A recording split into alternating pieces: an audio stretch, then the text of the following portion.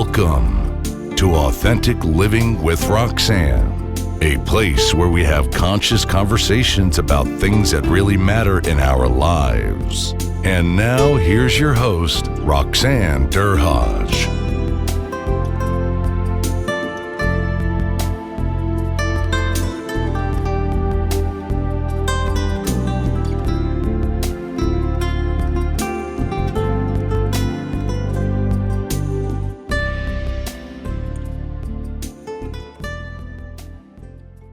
Hi everyone, it's Roxanne Derhodge. It's yet again another week, and I have another amazing guest with me, Linda Crockett. Linda attended a panel that we had not too long ago, and it was well received. And I asked Linda to come back today to speak a little bit more on her expertise, which is psychological hazards in the workplace. So Linda, thanks for coming in today. Happy to be here, and thanks for having me back. Oh, well, you know what? I always love when my guests come back and spend some more time with me, sorry. So I'm going to tell you a little bit about Linda, and we'll delve a little bit more into her background, but she's an international specialist for preventing and addressing workplace psychological hazards. And she's the founder of the Canadian Institute for Workplace Bullying Resources. So Linda, that's, when you think about a path like this, and I'm always intrigued when I hear someone working in, I would say, a subset of a specialty, which is workplace concerns or workplace health. Tell me kind of your path and how does one grow up to work in psychological hazards in the workplace? I think in 2008, when I was sitting at my rock bottom, I was wondering the same thing, Roxanne. But at that point in my career, I was a bachelor's degree social worker, and I had 22 years of experience in my profession. So I knew what abuse was. I even supervised and trained investigators, assessors, you name it. I knew what abuse was. If it was child abuse, sexual abuse, drug abuse, domestic violence, I knew all the signs. I knew all the systems that you walk people through. You know what I'm talking about there, the mental health system, the justice system. I walked through it with hundreds of people, thousands, families. And yet in 2008, something was happening to me in my workplace, and I just couldn't figure it out. I noticed this dark cloud kind of followed me everywhere I go, because pretty much every time I spoke up and said, hey, you can't have an affair in the workplace, I would get transferred out. Or if I said, hey, you can't drink while you're working, I would get punished, So this kind of dark cloud followed me, but I never knew why. I kept getting in trouble. I thought I was doing the right thing. But at the 22-year mark, I hit rock bottom. I was working in a cancer center. I was a medical social worker. I was helping people through one of the most difficult things you could ever help people through, whether they recovered or they passed away. I was helping families afterwards. I loved my job. This is where I wanted to dig my heels in, my roots. I wanted to stay there until I retired.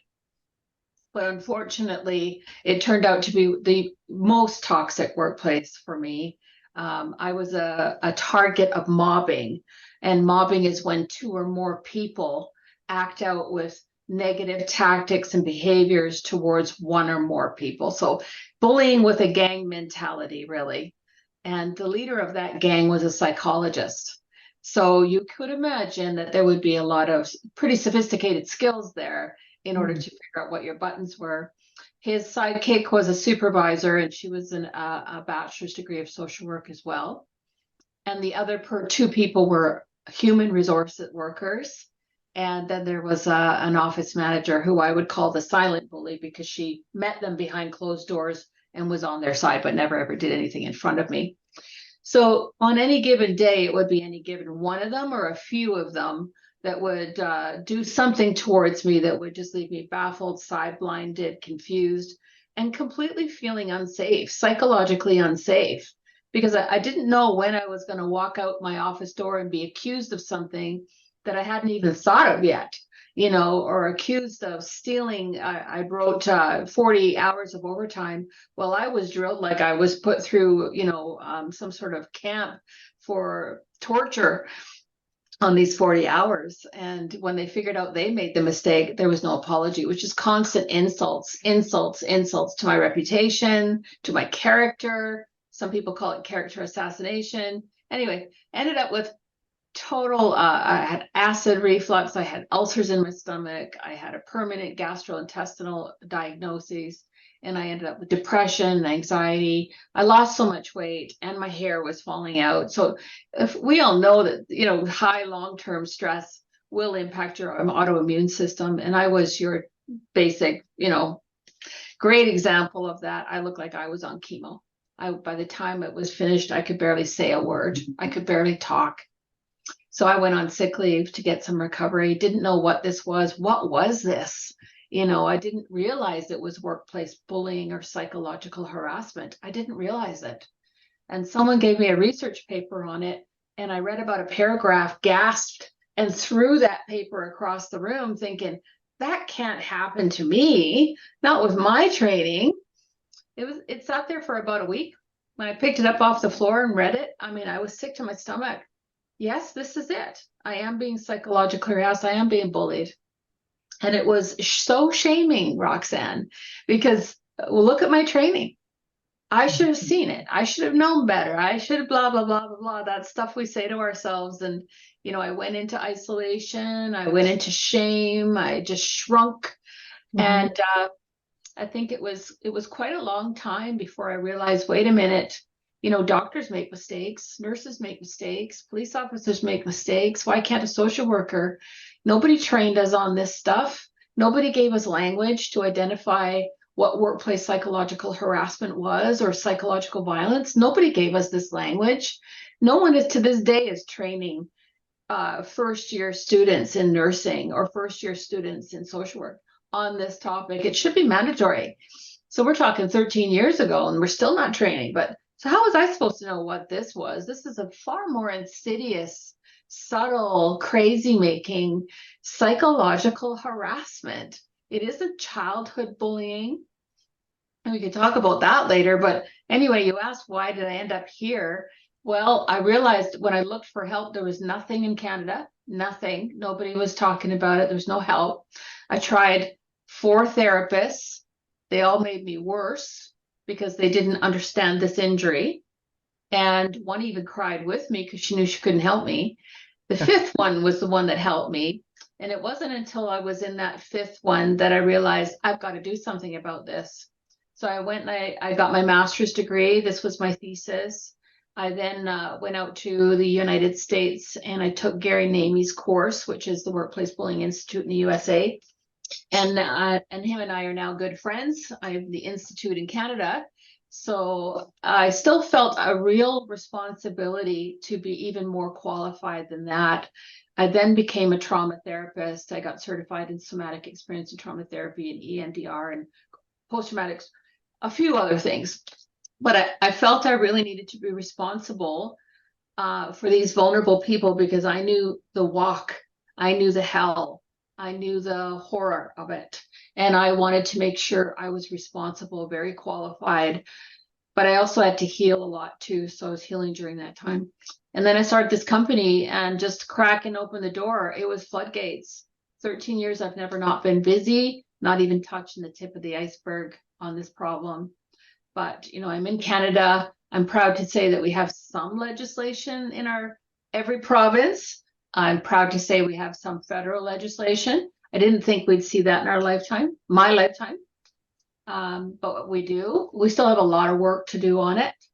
But that's how I ended up here. I went through it. Wow, what a path. I know I was going to ask you about, you know, how you began, but what an unfortunate path through such adversity, but to be able to come out, you know, the other side of it and giving what I believe is so necessary because of the kind of work that I've done in workplace health and safety as well. So it's such an important thing. I think I realized when I hit rock bottom that I'd actually been trained for it all my life. So that's why I went through it as a child. So that's why I went through it with sibling bullying. I experienced sibling bullying and childhood bullying totally different than the workplace bullying. But then I started experiencing it through that 22 years in my social work career. Like I said to you, I called out an affair in the workplace and got transferred out. I called out a supervisor who was drinking, and I got punished. I called out another supervisor for yelling and screaming at a secretary. I stepped up and spoke up and said the right thing, but I always got punished for it. So then I realized, yeah, I've actually been formally trained an entire life. This is going to help me in the business that I'm going to create. You know what I find fascinating actually, and I'm so, goodness, thanks so much for sharing that. And I know, oftentimes that vulnerability for a lot of people, they keep it in. I can say, and I've been in the field now. I started off in trauma, by the way, at age 21. I worked with the Metro Toronto Police, and trauma, like yours, I have specialties in EMDR. I worked in complex PTSD for almost 20 years. So understand what you're talking about. What I find unfortunate, and I think I can say it after all these years, I'm now 57 years old, after being in the field for so long, combination of frontline, managerial leadership positions, and also in health and wellness with one of the biggest behavioral change companies internationally, is that sometimes the environments that you expect that should have knowledge and know-how are oftentimes the ones that are most toxic. So I wondered if we could chat a little bit about that, because I can share a little bit about my experiences, that sometimes they were more brutal than environments that you would expect less kind of safety in. Well, nothing shocks me anymore. I mean, 13 years I've worked with a lot of organizations, and I've had thousands of targets and bystanders, and I even work with the respondents. And, some of the organizations that promote psychological safety, well, their staff is coming to me. That says something, doesn't it?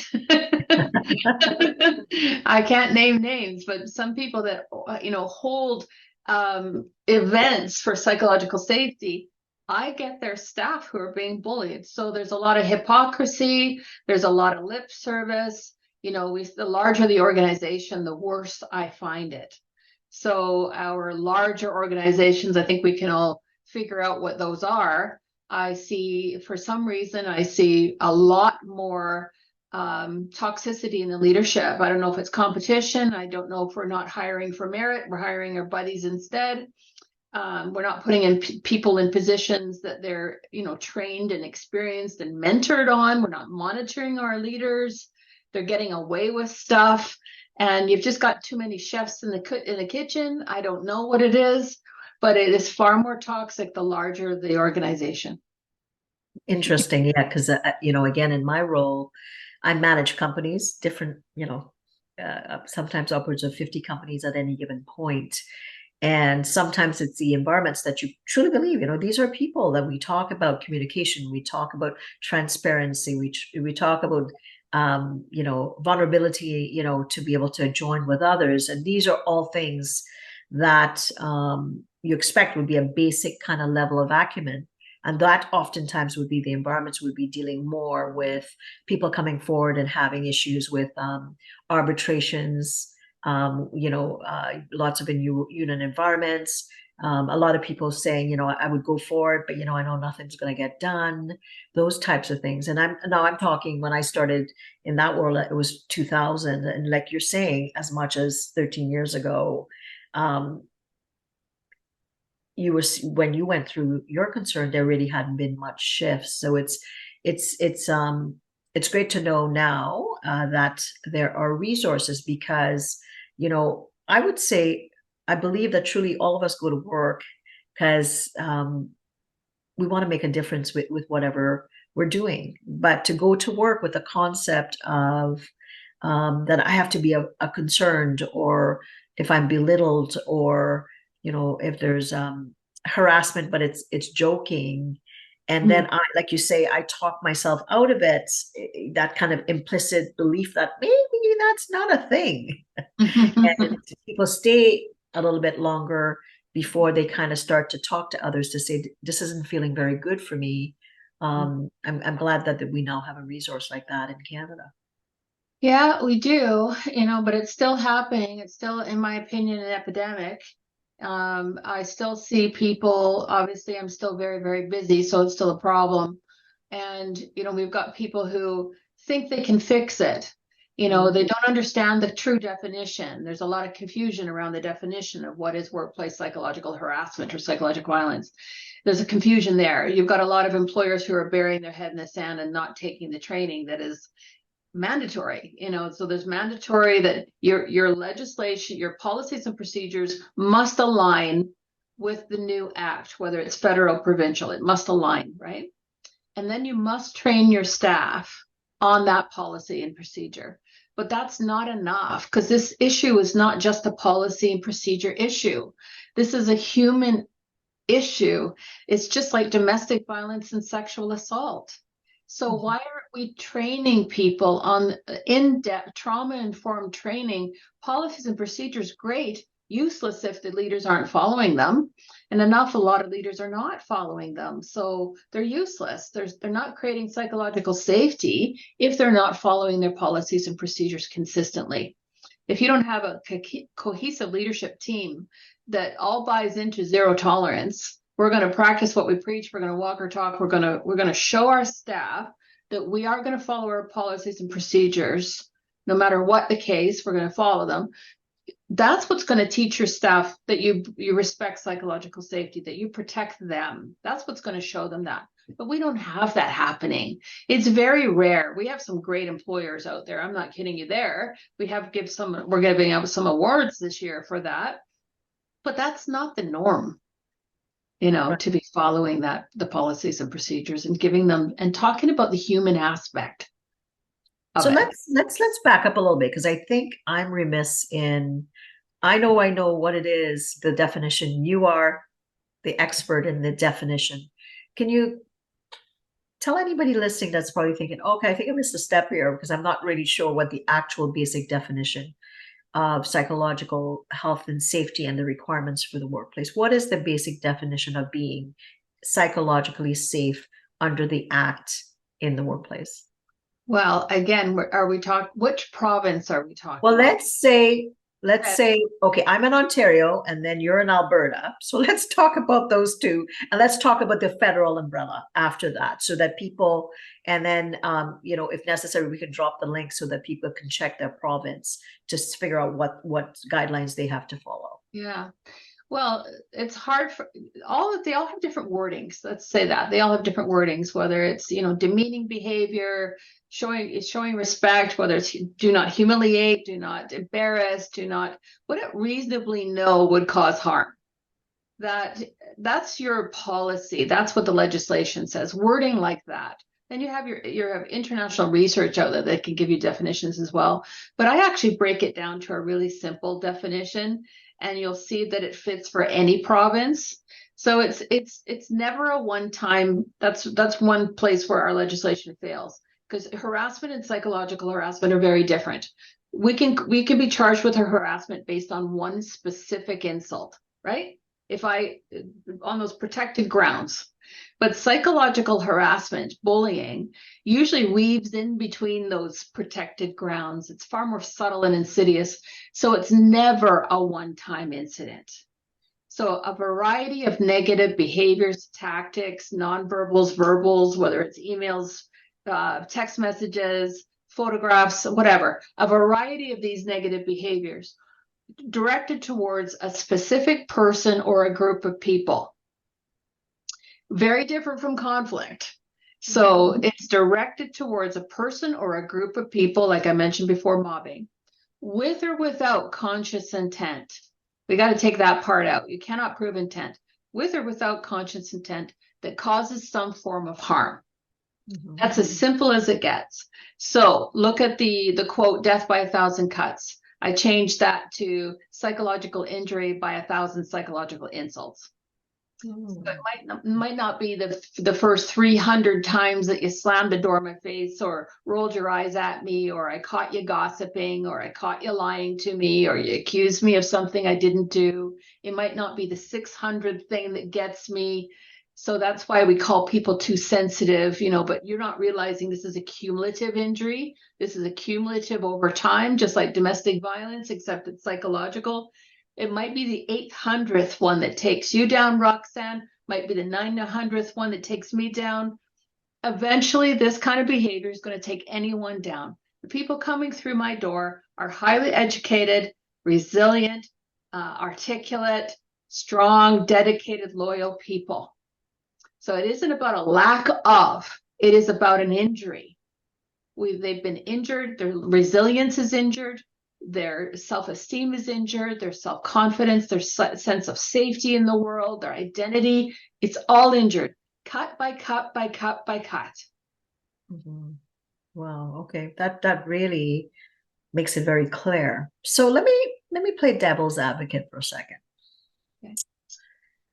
And say it's a merger and acquisition scenario, and the manager potentially is under a lot of pressure. How does one delineate between the guidelines or guideposts that leader has to hit, and the pressure that the frontline employee might feel? And how, because I'm thinking, I think it becomes blurry at some point, and because you're living in this world, if someone's listening and they're an employee saying, "Oh my God, I'm going through that, Linda," I can't, how does one start to wonder, is this is performance based on metrics because one company is about another and there's some business objectives they have to hit, versus this is psychological harassment? Right. Great question. And you're right, it is blurry. And I think people have to understand that, I said over a period of time, international research consistently says over 6 months or more. I say 3 months or more. So we have to have a measurement. It's not exact, but we have to have a measurement. If someone is behaving this way towards you for a period of 3 months or more, I think we're safe to say we're looking at potentially a case of psychological harassment. But prior to that is abrasiveness, incivility, rudeness, meanness, ostracism, these things happening, that sarcasm, that the joking under the guise of, whatever, that just inconsistency, even some of that gaslighting stuff. Prior to that 3 months, if you're consistently being poked at, then it is abrasiveness or something like that. So is it a one-time incident? Is it because the person is grieving? Is it because the person has had a car accident and suffering in body pain?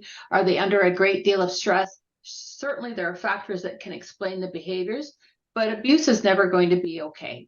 Abrasiveness, incivility is never going to be okay.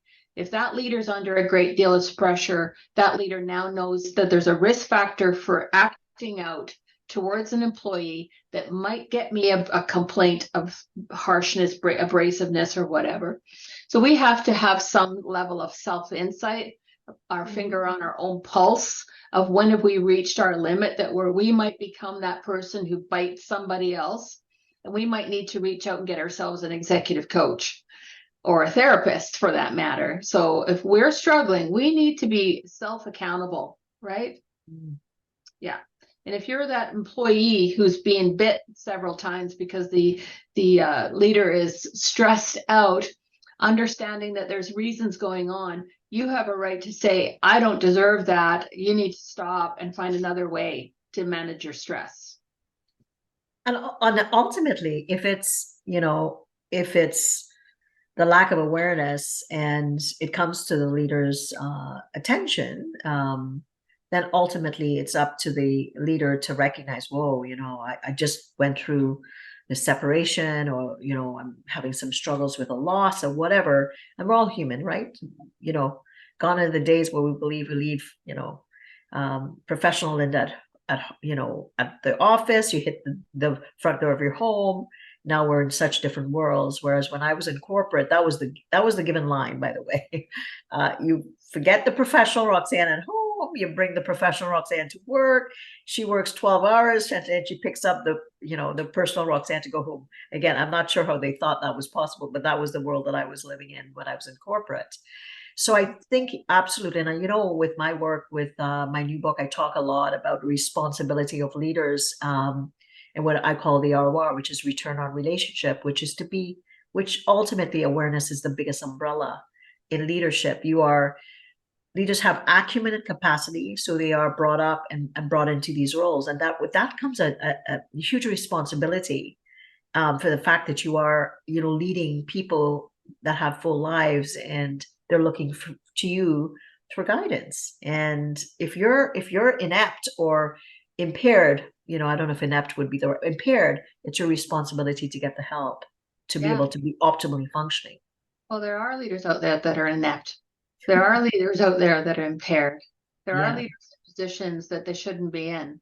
And a lot of leaders know that, so there's a little bit of imposter syndrome going on. Wonder when I'm going to get caught, so we need to do our due diligence for leaders and set them up for success.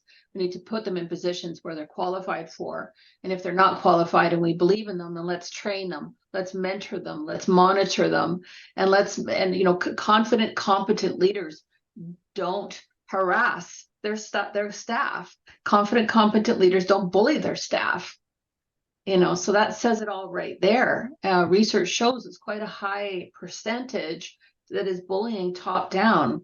So that tells us we have a problem in the leadership area. Let's solve that problem. Let's make sure we're not hiring our friend because we owe a favor, or our sister because we owe them a favor. Let's watch that nepotism stuff. Let's follow those policies. Absolutely, so important. This was such a great interview that we decided to turn it into a 2-part series. Be sure to tune in next week for part 2, so you don't miss out on the amazing content. Thanks for tuning in to Authentic Living with Roxanne, creating the space for positive, healthy change. Roxanne is a keynote speaker, psychotherapist, and coach. To work with Roxanne, visit roxannederhage.com/blueprint. We'll see you next time on Authentic Living with Roxanne.